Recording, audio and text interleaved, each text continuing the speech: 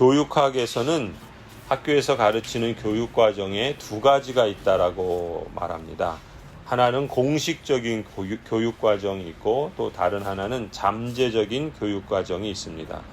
공식적인 교육과정이라는 건 말 그대로 수업 시간에 선생님이 아이들에게 공식적으로 가르치는 내용들을 공식 교육과정이라 부릅니다. 또 반면에 잠재적 교육과정, 잠재 교육과정은 공식적으로 가르치는 수업 내용 이외에 가령 교사가 어떤 행동을 하거나 교사가 보여주는 태도, 그리고 학생들 안에서, 그리고 학급 분위기 등에서 나타나고 드러나는 것들이 있겠죠. 그걸 저절로 학생들은 말로 하지 않아도 배운다라는 것입니다. 그것을 잠재적인 교육과정이라 그래요. 예를 들어서 선생님이 수업 시간에 사람은 누구나 평등하다라고 가르쳤는데 가령 그 선생님이 잘 사는 애나 잘생긴 애나 공부 잘하는 애를 더 편애하면 아이들이 실제로 무엇을 배우겠습니까? 이게 잠재적인 교육과정인 거예요. 부모도 마찬가지죠. 자녀는 부모의 말도 중요하죠. 그러나 말보다 삶을 통해서 배우는 겁니다. 신자도 마찬가지겠죠.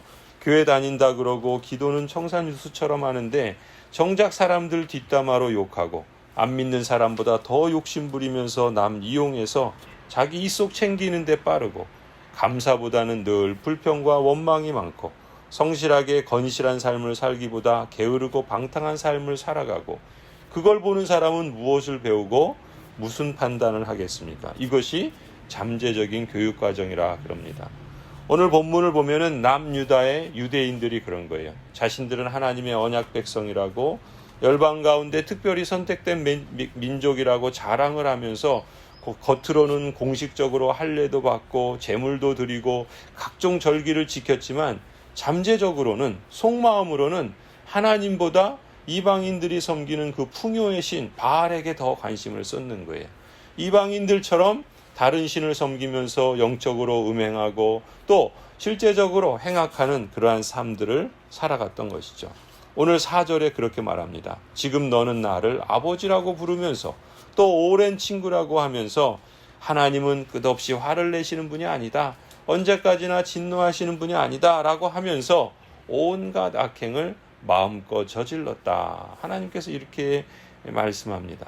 말하자면 남유다 백성들의 실패하고 또 하나님의 그 지금 징계 아래 심판을 당하게 된 것은 그들이 공식 교육과정이 문제가 아니라 잠재적인 교육과정에 문제가 있었던 것이죠. 겉으로 보이는 것이나 보여주는 것이 사실 중요하지 않은 건 아닙니다. 그것이 중요합니다. 그만큼 중요하고 사실상 더 중요한 것은 순종하는 것이고 삶으로 열매를 맺는 것이겠죠. 우리가 앞서 보았던 예레미야 2장 28절에서 30절에도 이렇게 말씀하지 않습니까? 유다야, 너는 너의 성읍의 수만큼 많은 신들을 만들어 놓았구나. 너희가 모두 나를 배신하고 떠나갔다. 나 주의 말이다. 내가 너희 자녀들을 때렸으나 헛수고였다. 옳게 가르치는 것을 그들은 받아들이지 않았다. 너희의 칼은 사람을 삼키는 사자처럼 너희의 예언자들을 죽였다. 이제는 그 유다 언약 백성들의 그 자녀들조차도 말로 해도 안 듣는 겁니다. 그리고 심지어 때려도 소용이 없게 된 그런 지경에 이른 거예요. 참으로 참담하고 무서운 일이 생긴 것이죠. 이런 점에서 보면은 교육은 말도 중요하고 공식적으로 가르치는 것도 중요하지만 정서나 분위기도 그만큼 중요한 것이라고 할 수 있습니다. 집에서도 마찬가지죠. 부모의 삶에서 배워나오는 습관이나 행동이나 또 심지어 성품이나 분위기도 중요합니다. 사랑과 존경의 분위기는 말로 세워지는 것이 아니라 삶으로 세워지는 것이죠. 교회도 마찬가지라고 할 수 있겠죠. 겉으로 하는 말이 정말 중요합니다. 어떤 말을 하느냐, 그것이 참 중요하죠. 동시에 보이지 않게 오가는 말은 더 중요합니다. 그런 분위기도 중요하죠. 서로를 대하는 태도가 중요합니다. 존중하는 마음이 중요하고요. 상대의 입장을 고려해보고 배려하는 것도 중요합니다.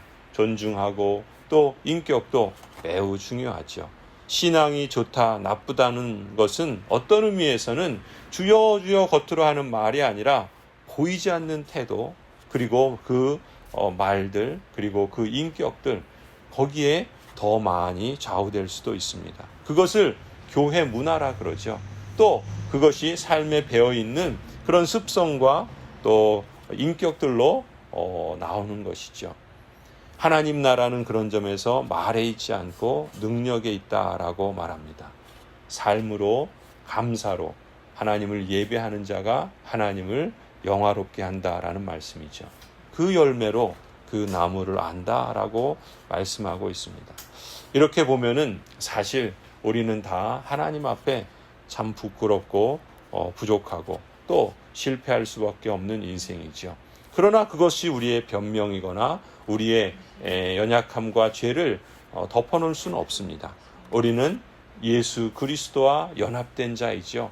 우리 안에 하나님의 성령께서 새로운 본성과 또 하나님을 기쁘시게 하고 성령을 또 기쁘시게 하는 그러한 소욕을 우리에게 허락해 주셨습니다.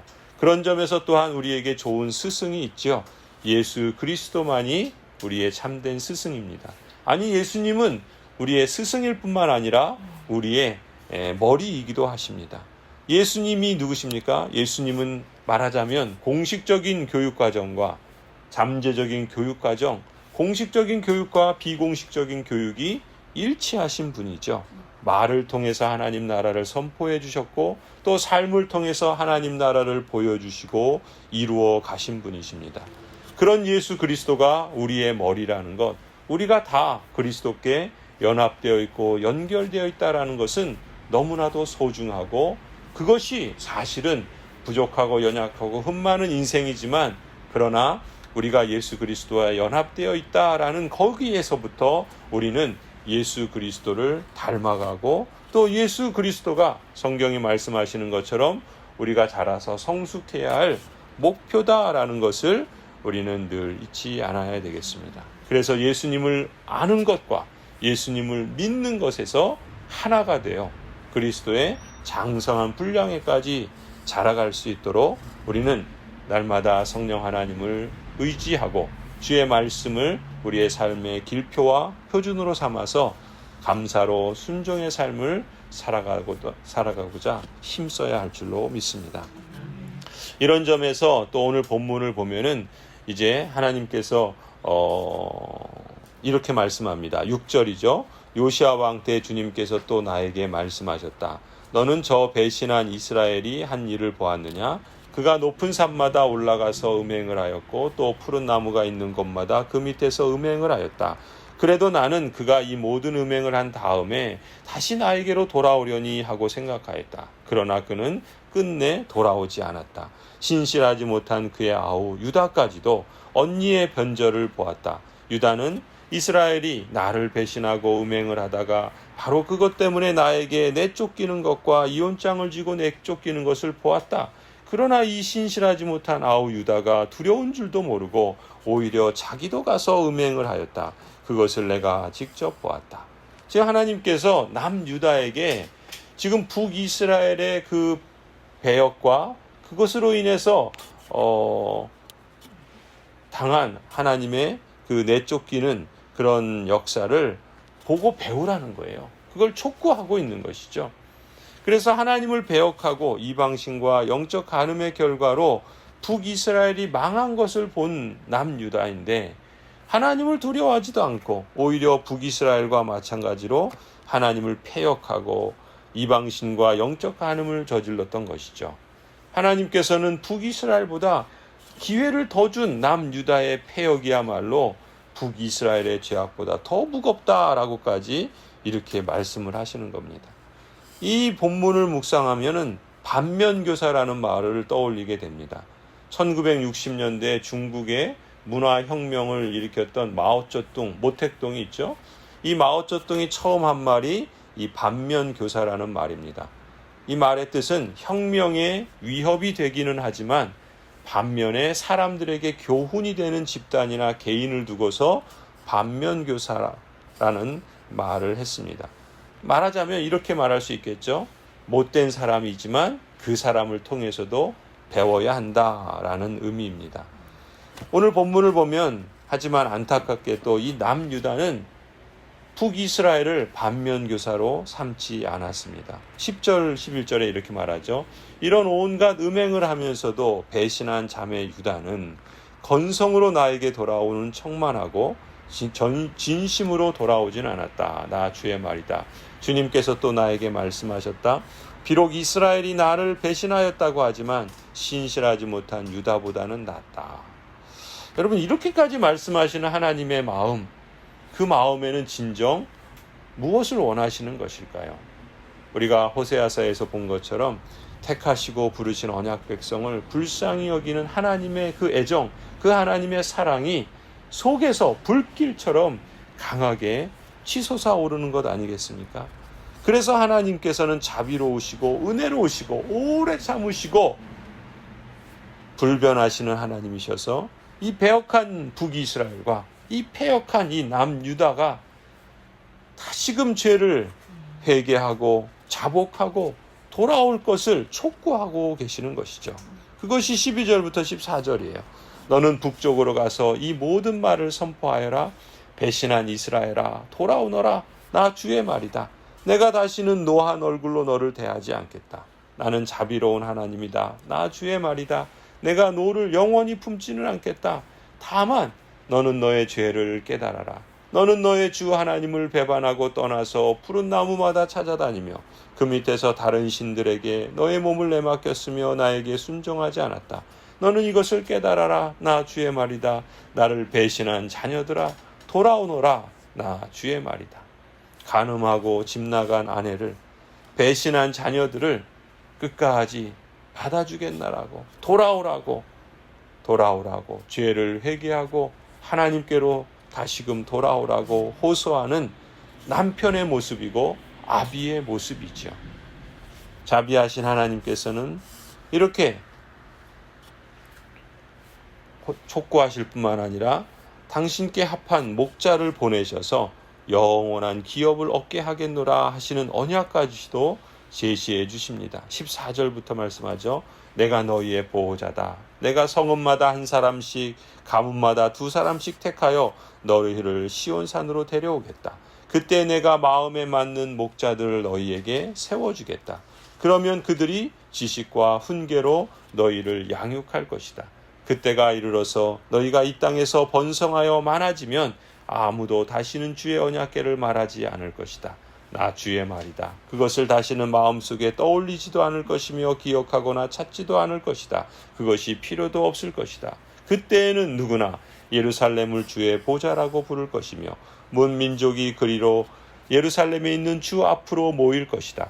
그들이 다시는 자기들의 악한 마음에서 나오는 고집대로 살지 않을 것이다.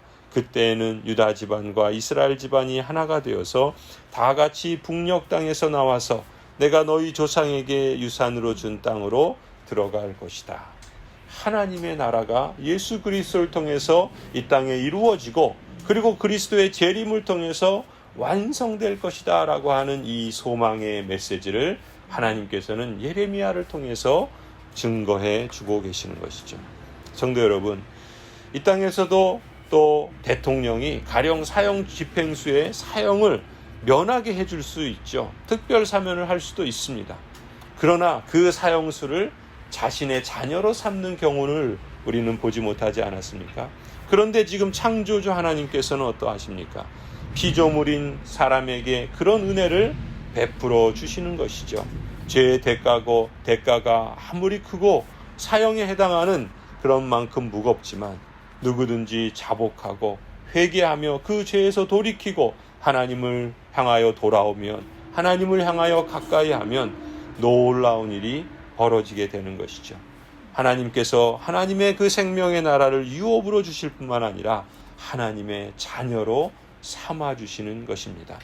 그러므로 형제자매 여러분, 하나님께서는 여러분을 부르셔서 자유를 누리게 하셨습니다. 그러나 여러분은 그 자유를 육체의 욕망을 만족시키는 구실로 삼지 말고 사랑으로 서로 섬기십시오. 모든 율법은 내 이웃을 내 몸과 같이 사랑하여라 하신 한마디 말씀 속에 다 들어 있습니다. 그런데 여러분이 서로 물어뜯고 잡아먹고 하면 피차 멸망하고 말 터이니 조심하십시오. 내가 또 말합니다. 여러분은 성령께서 인도하여 주시는 대로 살아가십시오. 그러면 육체의 욕망을 채우려 하지 않을 것입니다. 오늘 이 사도 바울의 갈라디아서 5장 말씀을 우리에게 주시는 하나님의 음성으로 듣고 우리도 우리에게 주신 그 자유를 하나님께 감사의 제사로 또 하나님을 영화롭게 하는 그러한 삶으로 하나님을 사랑하고 이웃을 내 몸처럼 사랑하는 그 사랑의 이중계명을 실천하며 온전한 샬롬을 이루어가는 하나님 나라에 잇대어 살아가는 복된 삶이 되기를 간절히 축원합니다.